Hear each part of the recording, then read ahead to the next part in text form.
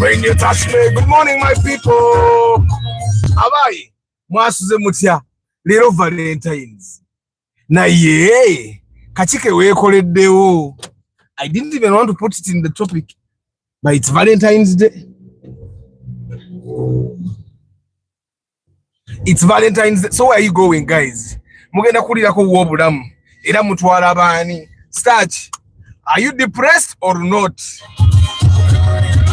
And of course, guys, today's Question Friday. Ask all your questions, and we will find a way of answering them. Mwasuze mutia.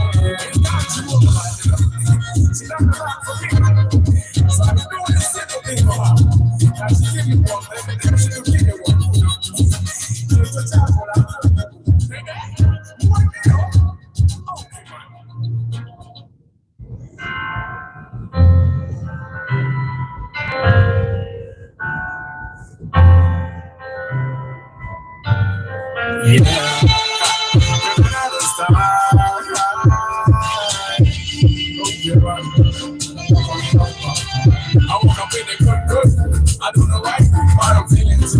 Like I want to. I'm not. I wish I could.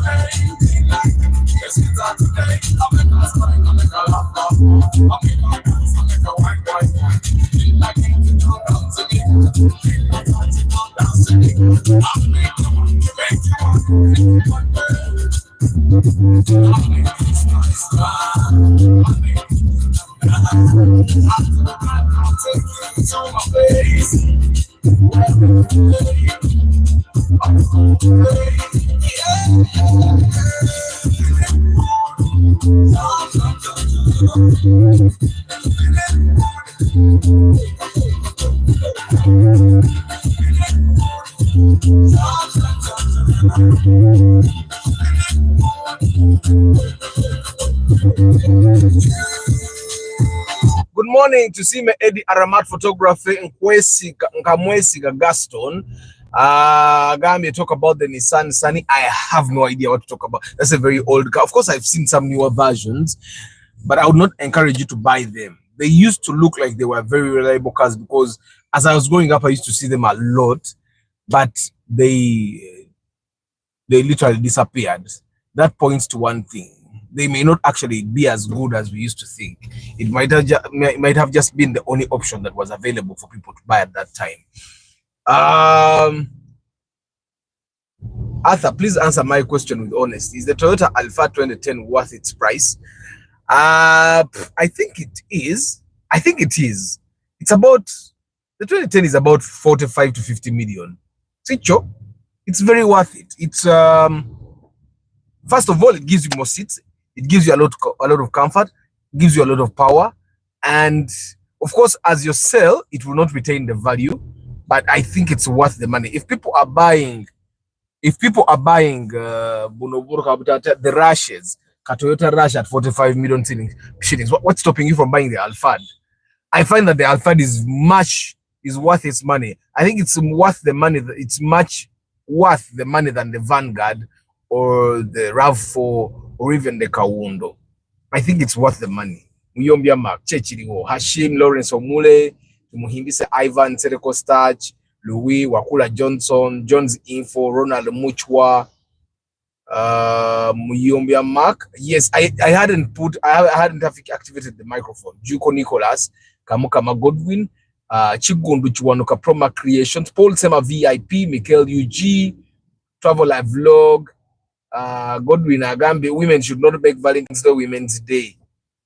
Yeah, I think Valentine's Day, for me, I think Valentine's Day is overrated. It's one day in a year for people to pretend that they care so much about each other even when they don't.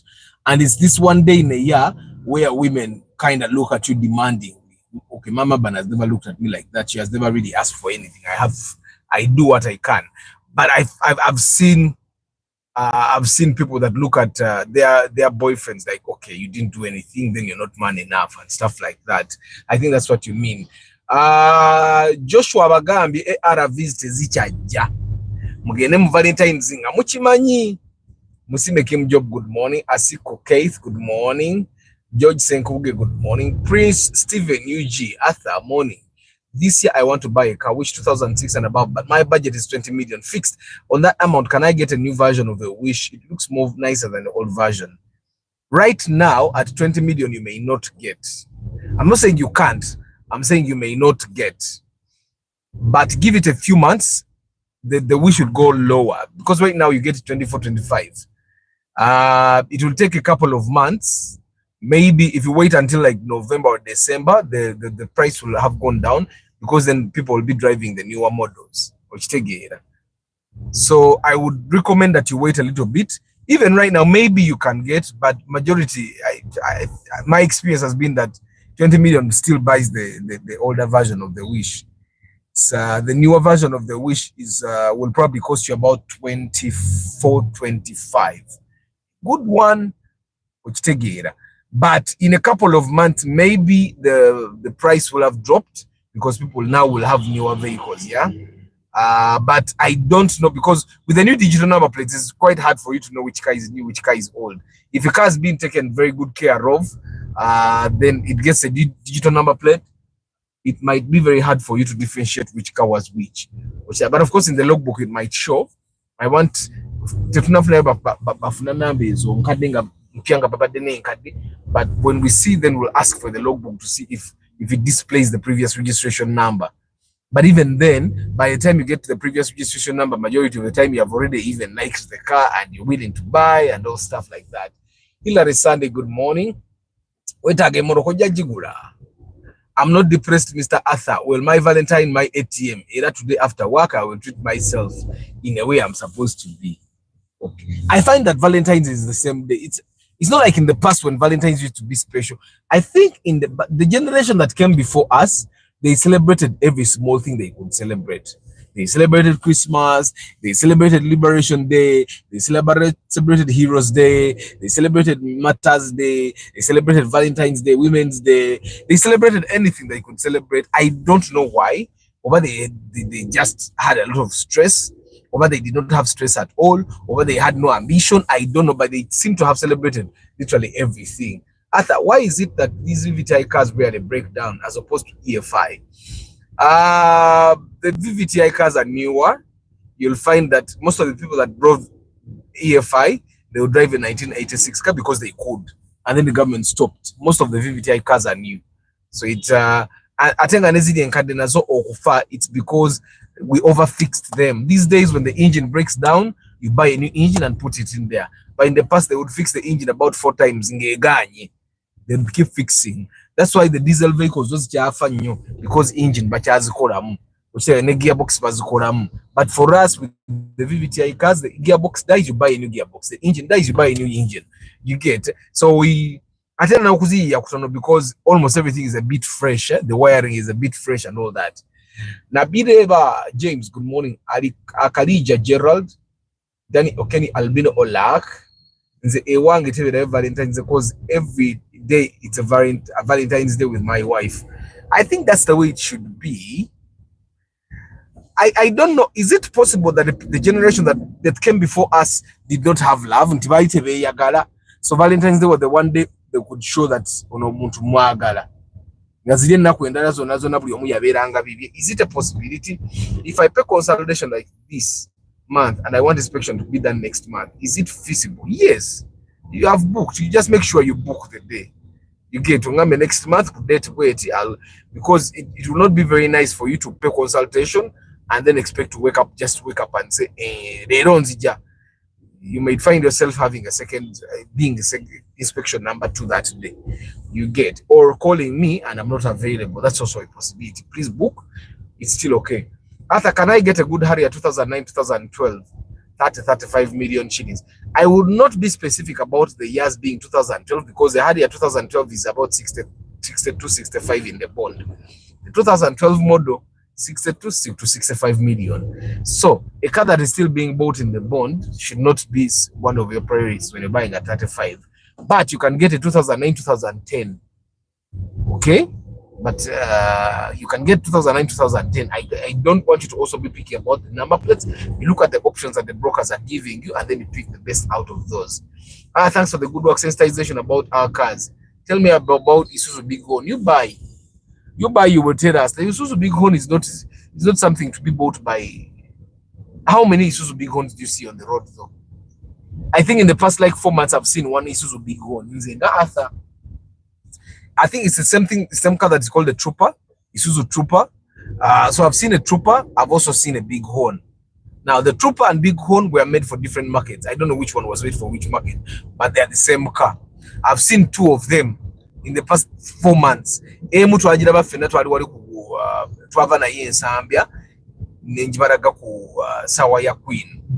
So the fact that there are not many Big Horns on the road should tell you about that car. It will disturb you and you'll sell it at 1 million. I saw it being sold at 2 million in 2000. That was 2013 or 2014. In the bond, in the garage, it looked really nice. The interior was nice.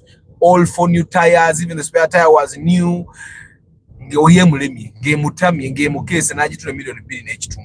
Yet even just the tires were 2.5 because it has big tires. You get, and we are against the millions, but and there are so many cases like that. It's just that we don't get to hear those cases.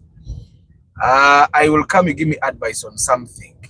You should call me seeing me in person might be a wastage of time because ekintu kyetusobola omayira ku simu bambi tukimalire ku simu oba kyetusobola omayira ku WhatsApp tukimalire ku WhatsApp. It doesn't make sense for you to put transport. There's a gentleman that kept calling me. I think I've had a lot of people that still have trust issues in Uganda. Someone calls me and says, Arthur, I want to pay consultation, but I want to give it to you in person and then talk to you there. I told him yes. And then I told him the days I can be available. I said, but those days are not good for me. Yeah, so he ended up not, because I want to say that my input in whatever issue he had wasn't that valuable.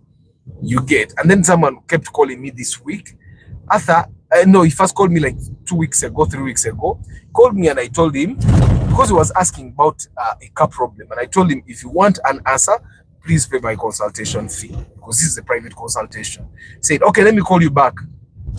He called again. He did not pay. Because he was insistent, I told him, you know what, you have a mechanic, right? He says, yes, I have a mechanic. That issue can be solved by your mechanic. Because I'm not a mechanic and I know. He said, okay. Then he switched off. Then he called again, I think yesterday. Yesterday, but one over yesterday. Saying, Kakati, Arthur, I come, I give you 20,000 first. Then we go, you see my card, and I give you the balance.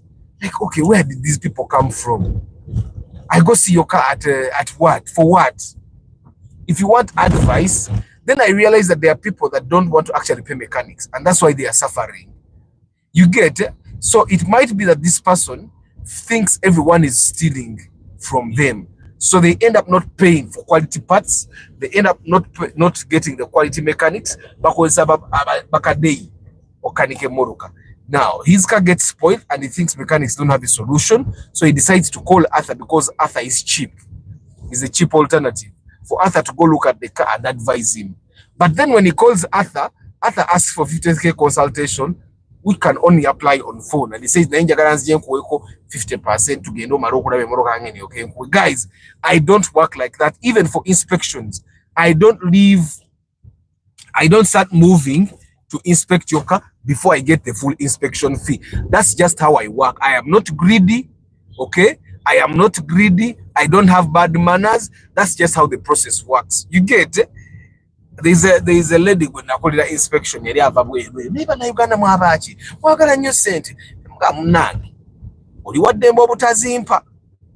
actually stopped.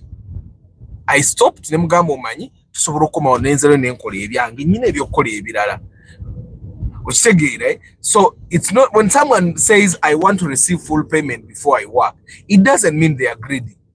The issue normally comes when you don't trust them. Right? So, and I've had a lot of those like this, like 5 months. I've had like 3 people that came for inspection. Inspection. 2 of them, and then they paid. You get. So I'm not greedy. That's just how the process works. So Brian, you can pay consultation, and if that thing really needs you to come to me, then you can come to me. Majority of the time when someone decided to come to me, they did not need to come to me. There is a gentleman, he paid the consultation in person. But when he came to me, then he started saying, Arthur, your story is like mine. And then we started like talking about my life and his life. Okay, we talked majority of the time we talked about his life because my life is on YouTube. And my life is like yours. I also did what? And then it wasn't about cars. I think he just wanted to talk to someone. Right? So you should make it clear. Majority of the time when people come to, they want to talk to me. They don't want to talk to me about cars. They just want to meet me. So you should gamba Arthur njagala kusisinkana. Then ombulire wobera kugambira ndi banzi zokulaba emmoroka eyo ondabeko. Okitegeera okusinga okumala transport. Like I don't have magic, guys. Ninga gwe. And then I majority of the people that actually come to meet me, they meet me, then I think they come to tap on the car knowledge. Then they bagenda ne batomera. Look, yeah, tomera flat. And then I think 2 days ago, he texted Nangamani, Broka Yangi, Nyajukoze, again, the Wamakanika with Nagaba, Yogenda. I don't have a solution for that. But guys, it's Valentine's Day. Let's show some love. Bobo ino mwara wanongeri nyari kubo inzo bato murabangako. Mugambe, happy Valentine's Day. Now bobo ino rulenzi wanongaru kuba. Now Rugambe, happy Valentine's Day. You can also just make sure your girlfriend is watching the broadcast. I give them a shout out over your boyfriend. Arthur, where do you buy your air filters and cabin air filters from? We want to go and also start buying many filters at once. Did you pay consultation job? Are you my past customer? I can give you my plug. Actually, air filter because this weekend Mama Aban is driving this car. Agenda kwevuga long distance ngalimu yeka agenda kuchakaramu. So I'm stuck with the Mark II this weekend. Of course, not the entire weekend, but the way she drives it, she might reach where she's going tomorrow and come back home on Monday. Avuga atina njagala avuga mpola. Otherwise, sina gatandika gamba ate kati emoroka simanya ganyo okusiba nekola ki. Brian, where can I find you? You call me Brian. Yusuf Minaj. But also, guys, there is Mpox. Let's limit physical meetings. Yeah, try as much as possible to limit meeting with people. There is Mpox. There is Ebola. Okay, so try as much as possible to limit. And Mpox is bad. Mpox. There is Mpox and it's bad. It makes you look ugly. It makes you sick. And by the time you're healed, you may not be functioning sexually. For the men, for the women, of course, you know, yours. And then Ebola kills. You get, guys. So try as much as possible to limit. So Brian, you can talk on phone to make fun spreading Mpox. I bought food. 1 month later, I realized I'm not the target market. You bought food. Tell us the story. Asiku Keith, tell us the story of you buying the bafude. For the guys that don't know, the bafude is a Land Rover. Tell us, Keith, you need to share the entire story of the bafude. Nenga chimsotacho chigamba chitia. Cheya garachiri chinyirira kati nachifuye kabampa. Nachifu kati ndeta mwana achoza amatara chikube tikati. Katiao kubanga lero chengendo okuvuga. By the way, guys, engendo lero Valentine evening broadcast mujindekere lero eyizo obutabayo lero Valentines. Yes, today is Valentine's. George Bob, good morning. Kayongo Vianney, how are you? How was your BNI experience? I don't think I did not join BNI, not because I don't see the use of BNI, but because I did not see how my kind of business fitted there. BNI is for people that are solidly looking for, that can get business opportunities from in there. Right? And I've seen that most of the people that are there, these are businesses that need customers literally on the daily or in the weekly. Mostly B2B, not B2C. Of course, even the B2C guys get customers from there, but I found that it's mostly the B2B guys that benefit from the BNI, I think. So until I figured out how I can fit it, and I don't want to forge. The person that invited me for the BNI wanted me to go in a direction that I don't want to go. Because I talk about cars, and I don't sell spare parts. Not to die spare, and I said no. Sagara kwetetenkanya. If you said kwetetenkanya byagwako. Kwetetenkanya, like my sister recommended me to someone who is doing research. So he wanted someone that can help them do research, and I can, but that's just not what I do. So I've been turning away jobs because I don't want to gamble.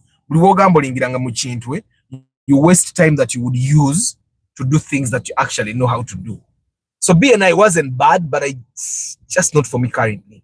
After Wagamba or Sala Embuzi this year, but it's supposed to be August. That's when we started the live broadcast. Tuyinza okugattako ne ziwera 2 and also Arthur if possible every year netufunayo get together. Ekyo temukitya ngenda gibawa mu bujjuvu. Good morning Jumba Collins. They celebrated because they had not the care, baby, middle, top class. So they just had that one day. To nyam nyam. Brother Arthur, please tell me about Toyota Ipsum. I want to buy it. Someone is selling it. Just buy. Ipsum gula. It just has one issue, the timing belt breakage. That's the only issue it has. How women hype Valentine, just don't give her a gift today. Starch. Mukazi wo oyina okumumanya. If you have omukazi nga WhatsApp ennyo ng'ebyo ebintu bwe bityo yabeera mu KFC bichi obo kati oyina okumutegeera n'omanya nti kati omukazi gwe nawasa bino byayagala bwe sibimuwa ajja kunyiiga oba ajja kutambulamu. Waliwo abakazi nga otawo KFC gajayagala bw'otagimuwa ng'agenda bagimuwa ewalala kuba ate tebagimuwera bwerere nga naye abawa kye baagala okitegeera. So you need to understand the kind of woman that you are, or you don't do what you don't want to do. Which I think when running is good, when you sit me down in private, I will tell you what the good things that come from running. When running itself is painful, it's not nice. It's the stress of running is too much. Like you have to push yourself to run, and sometimes you need good music. Without good music, you might not actually run. Is it possible to get a good Mark X at 13 to 15 years? Just don't be picky about the number plates. Is it true that a car consumes less fuel when the tank is full? No, it doesn't literally consume less fuel.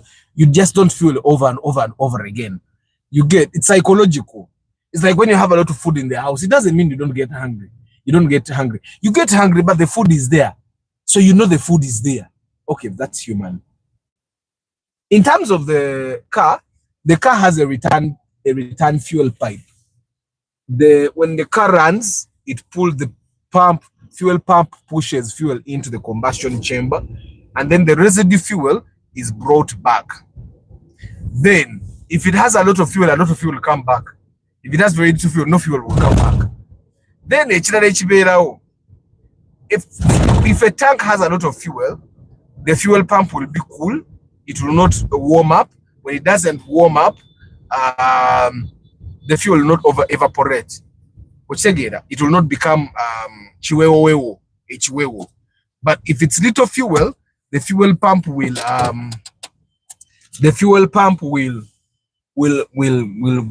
get warm or heated up, and then the fuel will become chiwewo. That's why for the guys that take little fuel, when you open your fuel tank, you realize my car doesn't do that, because majority of the time the least I've gone is 2 bars. That's a quarter tank, and I refill. Quarter tank and I refill. Quarter tank and I refill. So it doesn't really consume less. It consumes the same amount of fuel. It's just that the frequency of going to the fuel station is less. Nakate Christine, good morning. Arthur, don't those small rapid humps destroy ball joints? Wow. But and guys, you need to understand that if you put poor quality parts in your car, you'll start blaming the roads a lot. Distance nene na ball joints zangi zakakora kati zigenda mwaka gumu n'ekitundu. On a car that drives a minimum of 100 kilometers a day, and every day 100 kilometers, and 14 kilometers of those are maram, bumpy roads. So every day I drive 14 kilometers of maram, and I drive 100 kilometers, but I've never replaced a ball joint. I've never replaced I've never. I've of course replaced bushes. I've replaced bushes only. So Kim Job, I think it depends on how you drive, and also it depends on the quality of parts in your car. Arthur, buy Mama Aban a gift, Bambi. Today, you must call her all the sweet names, not Mama Aban. And the same, if you know what I call her, you will even be surprised. Yeah, Ivan Kayuchi. Arthur, just some people that to Manira. Yeah, business is business. People should not take it personal. Thank you, Keith. Chisenyi, don't you think the guy is listening? Ani gwe nkubyate. This says, this is how I talk. When it happens, it happens. And sometimes it's good that people actually know. The one thing that I never want to regret is not saying, not telling someone. I find that abantu abasinga benasinga okunyira be bantu abatangamba mazima when they had to tell me the truth. So when I can say the truth about anything, I say it. I don't want you to say it wangamba okitegeera. Like, I'll give you an example. Yesterday I did a TikTok video. There is a guy twagula na chikumi. You remember the chikumi bought at 5 million. Yakajivuga kati agenda miezi emeka yakateekamu emitwalo ngaaga. Ngaliana kuba yagula battery. Yakateekamu emitwalo 3. Battery ya mitwalo 2 mu emitwalo 2 na sasula ne mechanic emitwalo 12. So 2 4 3 the guy has so far, we bought the chikumi. He has so far invested 340,000 shillings in making the car better. But it's mostly also because of him. He did not check water levels in the morning. Then we are chamuka atene sika because they are taking mafuta. Na ajikubakuba na marako battery. Mjoba yajitwa wakorea battery neba mulimba neba kanika battery neba jonona. So the battery was also his fault. And they did not even remove the seat in the head. They take up a test fan direct and the car was okay. Wiring yao. And I can tell you, and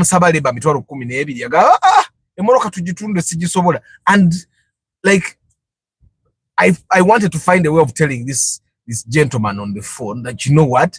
That's very little money. People buy cars of 20 million and they invest more money than that.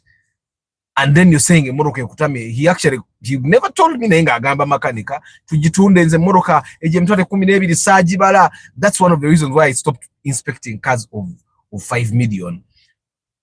Abantu bonna bana inspecting emoroka ezala isindoza baramu ya chasinzo okusima okitegeera. They get angry pretty fast with repairs that will cost you very little. So this says me, I've learned to say bw'okola ekintu nchogerako okitegeere gwe judging olaba kirungi oba kibi okitegeere. I'm not saying that the things I say are bad, because sometimes I find that abantu asobola okunyiiga naye nga kyanyiigira tekirimu. I used to be there. But I can tell you that I know people that have bought cars at 50, 60 million, najigula, najiteka million nanga 10. Okitegeera kati bwogule moroka million 5 for example, ntekamo emitwalo 3, n'owulira ng'otadde mu nnyo emoroka amangu ago ekutamye. So this says me, I talk and I would love for you guys to tell me bwe nkola ekyekisiru naawe ngamba nti awo kiganye, because that's how we make ourselves better, by telling each other what we don't do well. Karota Uganda, good morning. Arthur, how is X-Trail old model? Leave it alone. Call it the new model because it's new. People are saying it's good. But X-Trail in general, if you can leave the X-Trails alone, please do. Modric, good morning. Nathan 256 Obuzenyo. Other people actually don't know the value of inspection. It saves future expenses. It actually does a lot. It does a lot. Emmanuel, what's Zotia? Nasuze bulungi mugambwa, what's Zotia? Arthur, did the police car go past the red light? Yes, the police car. Yeah, police car do those things. Police cars do those things. The army cars do those things. But bagala kumanya. Niwa bata ina kyagenda kukola. Mr. Arthur, what's mpox banange? Bulwadde bwa nkima, monkeypox. It's a viral infection. Remember, viral infections don't have cures, or you just have to boost your immunity until you get better. So all viral infections, I've actually seen people, the people that think that HIV is dangerous, you should see the other alternatives to HIV, hepatitis B, hepatitis C, hepatitis A, and then now mpox is also an alternative disease to HIV, and it's also bad.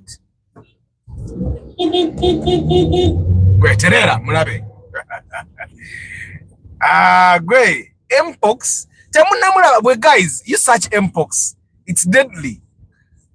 I think I've not heard of anyone that died of mpox, no, but I've seen people that have, and it looks ugly. It leaves scars on your face and all those things, yeah.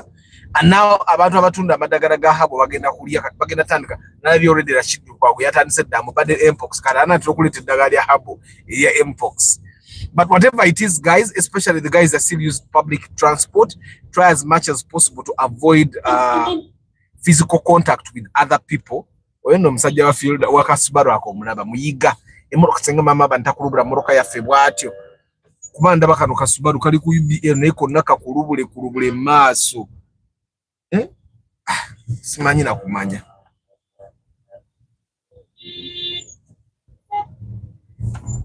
batusibye batusibye uno yupi naye bamuyimiriza bambi ate nayimirira atukiriza tugende kale guys mulide ku music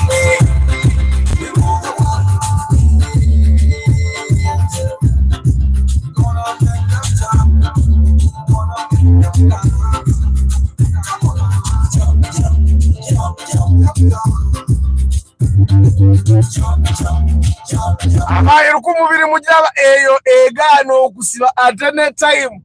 I drove that car thing try to batulaga mu kidongo akamoroka ako ne kagano okusiba ngoboka yiyabuye kyanyama nti kali kamanyo kati bwe kabera kamanyo osobola okatetenkanya kangobirira ono mukama waffe wakati naye agoberera wa taxi lwakinze embasi goberera wa taxi tebamuziza mu line enze njagenda nono mukama waffe SPK driving school kanyanya wasizote yo VIP member waffe banange nabagamba SPK nze nja mulanga paka SPK ali kanyanya mugende mufune permit mugende ekanyanya if you coming from Pererwe the flat before gas if you coming from the Kampala Central Business District the flat after gas immediately bought awe wali SPK driving school mugende mufune permit naye mpulira abantu banja gazisa chimakex oba nange neve mu ncheteeke mgwavuga kilomita 8 naye onana alo lwa highway makex ogivuga olaba nange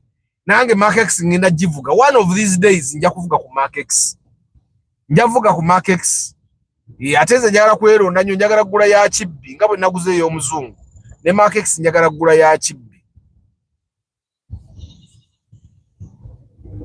ne makex njagala gula ya kibbi Nenga Makex is a good car. It's a very good car. And guys, mama bani mugulire kirabo kinga bwe mulaba. Nga bwagumye nenjogera ebintu byange wano ku YouTube, nenyumya ebintu byange ku TikTok, na bigumira naye ate mbozi mulaba nga bwenzi nyumya bwenzi nyumya munnange. Mugulire kirabo ki? Temungamba birabo bya bei nnyo. Si mugagga nnyo inzo okunga katoledde ekirabo namuwadde moroka. Wade kakati nze njivuga nencha kanjimwe agende yechoronge yamanyi it will be liberation by the way for her to drive a very long distance nga siri imwe kumugamba kati ovuza otya lwaki toweta kuba indicator otunde mu side mirror you know when mama ban is driving and I'm in the car that's how she bees mwembera nange lwaki osiba bubi sala muleni yo eri side mirror olabi wabodo mulengedde oyo no wechimuruka agenda kukulubula toweta nnyo that's how I be when she's naye kati agenda kufuna chance yokuvuga nga siri mu mulagirira guys be careful mpox is real jali aruma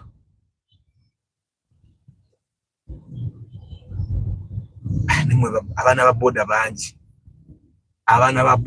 Viola Namiro good morning and happy Valentine's Day. Chisambira Daniel Frederick VIP good morning. How bananga basajja munansonyo sigena bagamba happy Valentine's Day. It's not straight to say happy Valentine's Day to a fellow man. So I will nakate Christine happy Valentine's Day. Ndaba happy Valentine's Day gigamba bachara bokka. Mwe mufuna abagamba. It's not straight to say those things. Yeah. Yes, it's not doesn't seem straight. Find a fellow man and hi man, happy Valentine's Day. It doesn't sit properly with me. How is Saudi Mugamba Emmanuel? Sedeko start Arthur and Zenchari single munai. The drama women make around. I'm not yet that audience to enjoy entertainment. Nemwe abakyala tubeetaaga kati sitaki bw'ofiira wano Mukama Katonda ogenda mugamba otya nti Katemba w'abakazi nali simusobola. Tubeetaaga, we need them, we need them, we need the woman. Even them they need the man. Nabo batwetaaga ekyo ekintu Katonda yamanyoba naye kyamusobera busobezi. Omanyi it's possible nti ne Katonda naye bwe yali akola ekintu kino teyamanya nti kiriba ky'amaanyi bwe kiti. Okitegera, you find a man that is macho ng'asitula kilo 2 wali ku benchi naye nga kilo 2 z'asitula era wali yamugonza ng'amulengera bw'ati n'akankana. Nosanga omukazi nga w'amaanyi nga bw'olaba tugambaani Lieutenant Colonel Nakalema w'amaanyi mu ggwanga naye nga naye waliwo gw'alenga n'agamba yesebo n'agonda. I think that's the issue of Valentine. But then they say Valentine is a pagan holiday. It's a devilish holiday. They say a lot of things about Valentine's Day. But mubuze bibuzo tugende lero lwakutana tengenda olutuka bwenti ngamba sibula nga ngena nziruka. Nga ngena nkola ki okudduka okwo mwe bantu mwe kulina benefits. Pity them. I need both of the air cleaners for the new. How much? Go to for a speaker. Me, I'm going to get you a plug. A plug. You let me inbox you the number.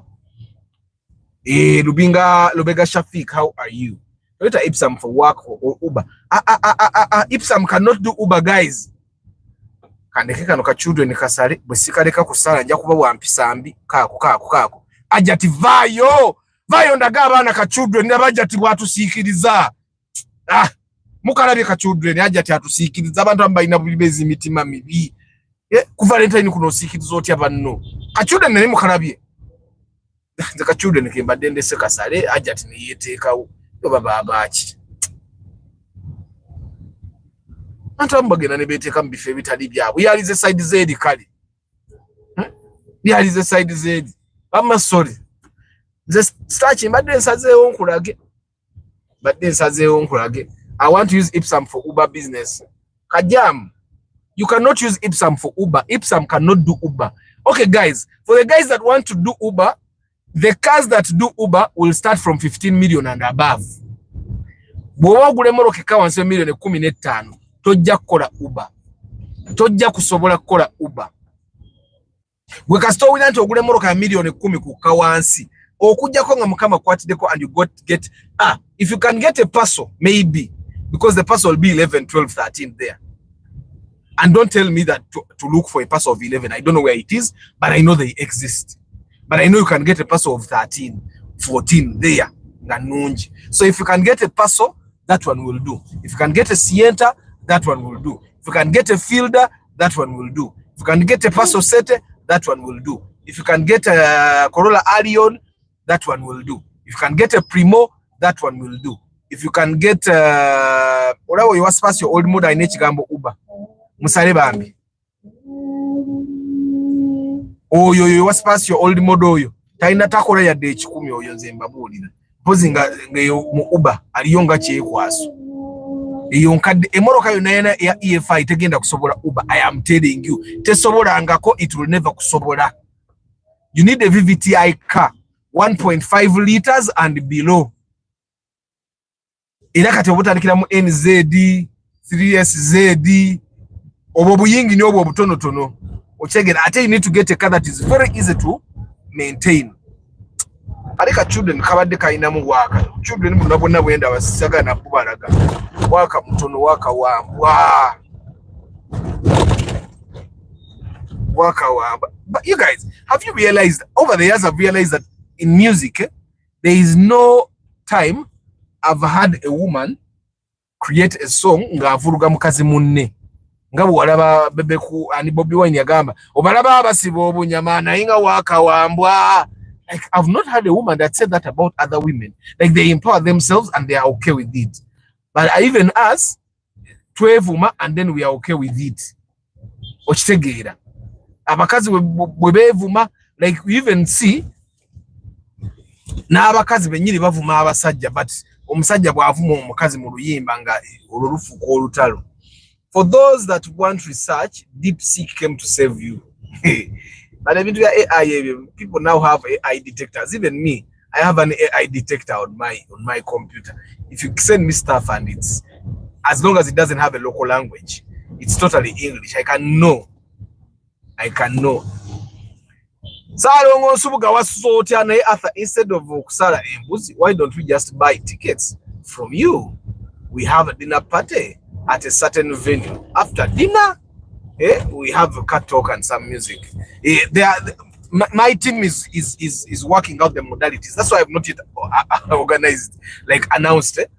But I'm working out the best way for us to do this thing, so that it doesn't pull unnecessary attention while also pulling the necessary attention. After Embuzi Yam August, which date exactly? Ngena babu that date, Nathan. I'm going to tell you the date exactly, but it's idea it should be in August. But you're working out modalities to how we can work out all the logistics. To make our date atenga to hitting all the targets that we want. We need something that is sustainable. Nick Wamui, good morning. Promo creation, is it possible to remove the check ABS from a fielder? Just buy the ABS sensors. Ojakusanga ABS sensor yenfue, that's a very simple thing to correct. And if it's a fielder, you should definitely correct it, because the ABS system in a way influences how your car changes gears. Yeah, so work on it.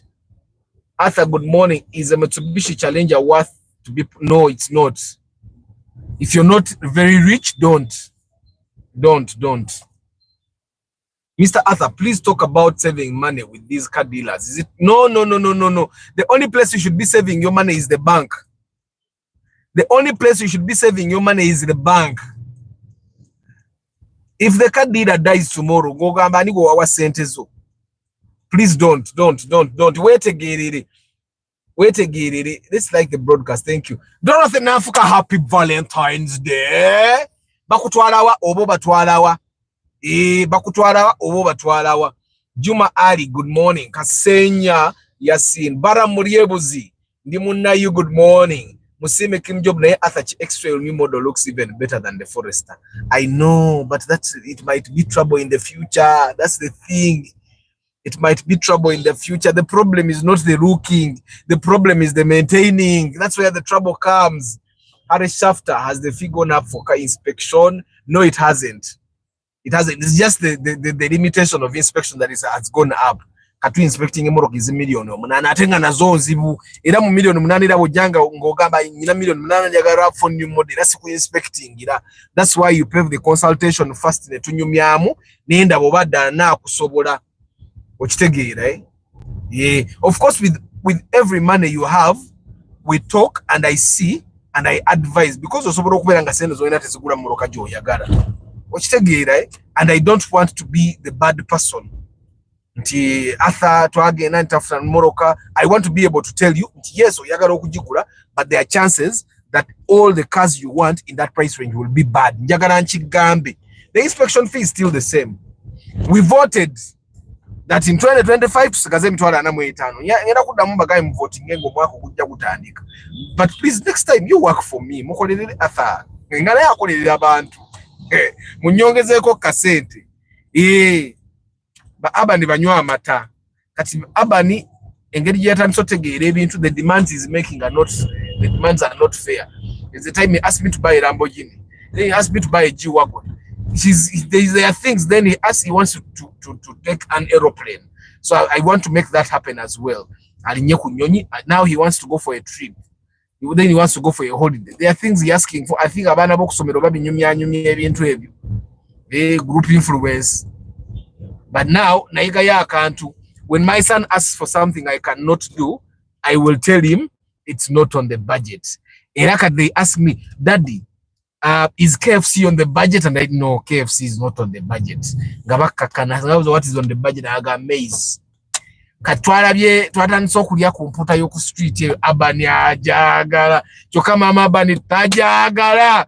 Tuba tugende ewaka, Daddy, we should buy some street fish.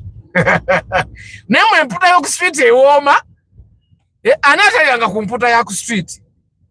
Mwe emputa y'oku street enengeri gyewoomamu. It's just that most of the time rains amangu ewaka gero kisanga tebannaba kusiika. Nemwe emputa simanyi kiki girimu. Tewomanga yawa kana yewa kewoma naye ne York Street eno erinamu ekyenjawulo Abani ajagala street fish. So he keeps asking. So guys, Valentine's Day mubuze bibuzo njagala bidde mangu nenzirukemu. Aha. Mitsubishi Challenger, Mitsubishi Outlander, Mitsubishi Pajero. If you can avoid any Mitsubishi, please avoid.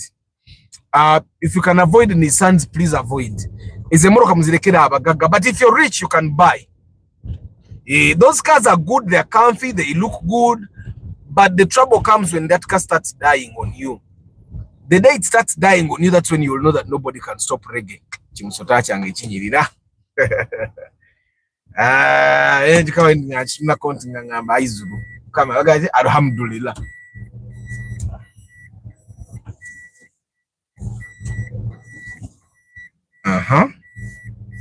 No, kangazi wemba ino kunjamu wana ebintu. So guys, I'm going to run atandabuza chibuzo bota chibuza in the next like 1 minute. Nabagamba, don't forget about diesel cars. Rubia is the oil for you. Tumugezese tukusobola okuwa report at the end of Feb. Tugamba abantu abamukozesezzaako bamukozesa batya. Kasirye ye yagamba akozesa Rubia mu morokezo wali mukazi bamuleetera nga zaafa nga zeetaaga kusiba engine wamala okugisiba then Rubia yabigendamu. Julius Ivan VIP, good morning. As a whole, lane indiscipline, overspeeding, it is costing our lives. Even the government is lousy. The government is the biggest problem here. You guys, I want you to understand that if the government woke up and said, we are not going to tolerate this kind of habit, we are going to fine you, it will work. Abantu bajja kulekerawo. Bwe bagamba abantu baddamu kwambala mpale z'amagye gw'olaba bameka abazambala. Tebakyazambala. Because the government got serious on that. When our government doesn't get serious on something, it's okay.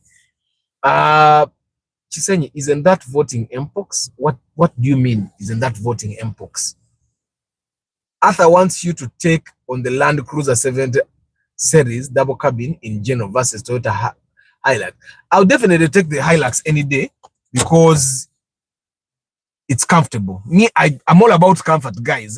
One of the reasons why I think I'm not too enthusiastic about the very old cars is because they are not very comfortable. And I love comfort. Which take it, right? So if you find that I'm not too enthusiastic about the very, very classic cars, it's because of the comfort. I want to sit in a car and I feel comfortable. It's one reason I like my Musota. Your song can boom a lot on my ear. But all day. Highway markets will give me about 12 to 13 kilometers per liter. It can actually go in a 2012 model. The 2012 model will give you higher. After buy for her the new Harrier and the car Julia Saivani Vako over the Julia Saivani. Oyagala newole. SPK driving school is now shifted to Chambogo Nakao. Hey, SPK jango tubulire gatubulira amawulire age Chambogo. Jango gatubulire Billy Crown yansose n'okubitegeera. Mama bani mwoyo ka baby akala. Bo baby tetukyabusobola ffe. Bo baby tetukyabusobola. You mean little Valentines? Then you don't even know today's Valentines. Isoba Ivan. Other markets at 10 million shiba chigwa oba mark grand. Yonna gyofunye bwe nungi kigule. Era bwogwa ku markets nga cha million 10 nga kirungi kigule. Okisegeera bw'okigwako nga kirungi kigule. There is no reason why you don't buy it. And of course kiraba kya namba nkadde kigule, you buy it. Mr. Arthur, yes, I agree with you. Yes, owange gyali just sinnamufuna naye nga I love women. Era I can't live without. Naye just drama waabwe mungi. Arthur, how is electronic CVT? CVTs are CVTs. Edirinja siditegedde, but CVTs are CVTs. Just take care of them. Ne Arthur. Na akalaba abantu abakola katemba, these guys of comedy scene are on another level. Aba bantu bali simanyi na kumanya. They have stood the test of time. Mubave nako. Arthur Nasiri ate nonya. So connect with Ataina. Mwebananga Christine ali single. Christine ali single. Christine, put a profile picture. Put a profile picture abantu batanuka okuvetinga. Mama bani akulira okola byaffe basingo. Mama bani akimanyi ndi uwe.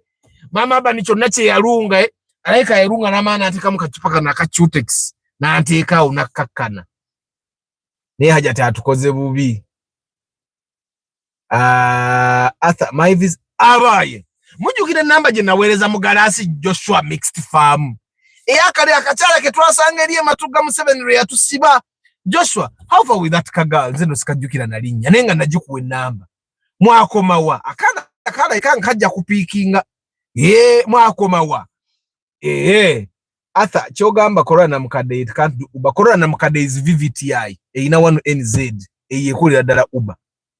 Arthur, I saw someone selling a Toyota Rush BH at 23. Is Rush a good car because its engine looks different from common Toyota? The Toyota Rush is the Daihatsu Terios modernized. Yekeka kami keka Terios. Ila karimu yingini ya Daihatsu. Lukumbitana, I think it's the 3SZ. Sika abia kakamotoka. 23 gendo ukagule. But kakebere. Kube muluko murji ya gule milioni 8.5 jitu ndabili mwesi satu. Kakebere urabe. Laki Moze, Musema Saddam, Luke Movie Recap, Sekitoreko Norman, Blaum. Good morning, Arthur. Someone get a good practice at a budget of 17. I doubt. The last time we bought a practice, it was as good as new. Yaliku you BJ. You guys saw it here. Arthur, I need a good chikumi. How much? Better than million mukaga. Tano mukaga. But mukaga is the safest bet.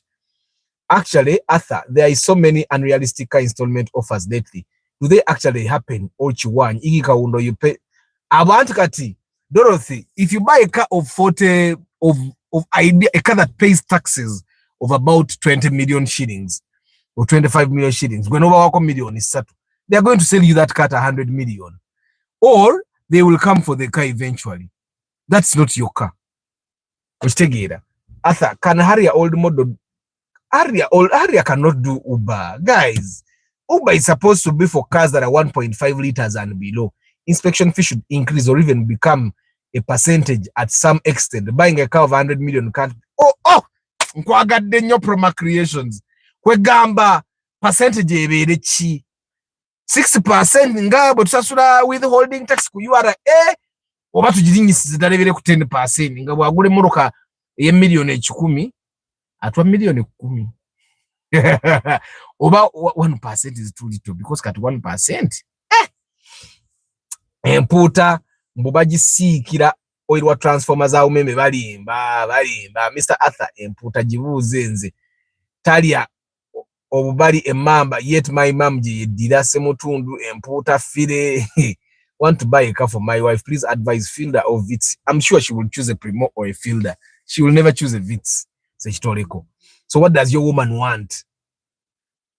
What does your woman want? JK, good morning. Obula nyo, sell me your musota. You inbox me. Sigana kubaguza nabagamba. I'm not a bad mannered person. Zenja kuguza. Arthur, wapaka chudwe nenkaleka nga siriwo. Nkoma o match 7.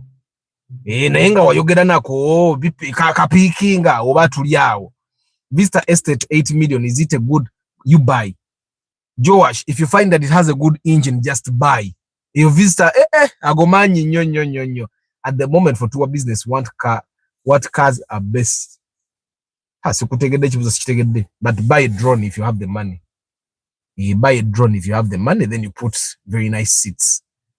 Guys, kamba siuling inezi sawa meka. We would dinaleti nyo. Hi guys, thank you very much for being part of the broadcast. To see me Eddie Abari Mukamoli. I don't take you for granted. Mulete minimja pre-purchase inspection. I come with the mechanic and together we make sure you get a good car. We charge you only 450,000 shillings. That money covers strictly one day. Aramat photography akamwesiga Gaston. Muyombia Mark Hashim Lawrence Omule tumuhimbise Ivan Sereko Starch Louis Wakura Johnson Jones Info Ronald Muchwa Sereko Starch Jones Joshua Eden Farm Inako Joshua Eden Farm. Did you change the name? Muyombia Mark Ronald Muchwa Kama Godwin Chigundu Chiwanuka Proma Creations Paul Sema VIP Michael UG Travel Live Vlog Joshua Eden Farm onate kukubaye Mugarasi Joshua Prince Stephen UG George Senkubuge Hilary Sande Musime Kim Job Akalija Gerald Nabireba James Daniel Kenny Albino Olak Lenarunjo Harriet, happy Valentine's Day. Collins Thomas, Brian Mann, Job Ogwaichu, Yusuf Minaj, George Bob, Kayongo Viani, Dumba Collins, John Bulwaswa, Kajamu, Nakate Christine, Happy Valentine's Day, Ivan Kayuchi, Kutesa David, Asiku Case, Dises, Modric, Matovu Rogers, Mugambwa Emmanuel, SPK Driving School Kanyanya, Lubega Shafiq, Mikel Yuji Salongo Subuga, Nathan 256, Nick Wabuyi, 360 Videos, Collins Thomas, Ronald Muchwa, Dorothy Nafuka, Juma Ali, Kasenya Yasin, Baramuriye Buzindi Munayu, Hazy Hall, Harry Shafter, Julius Ivan VIP, Chisambila Daniel Frederick VIP, Lucky Mose, BD Crown, Danny Okeni Albino Olak, ene korora na ye nyirira ineva kumpita ku wano. Mugumya Innocent, Wap Smith UG, Blaum, Chris Da Vinci, Mose Masadam, Luke Movie Recaps, Blaum, simuza simamaze bantu bange.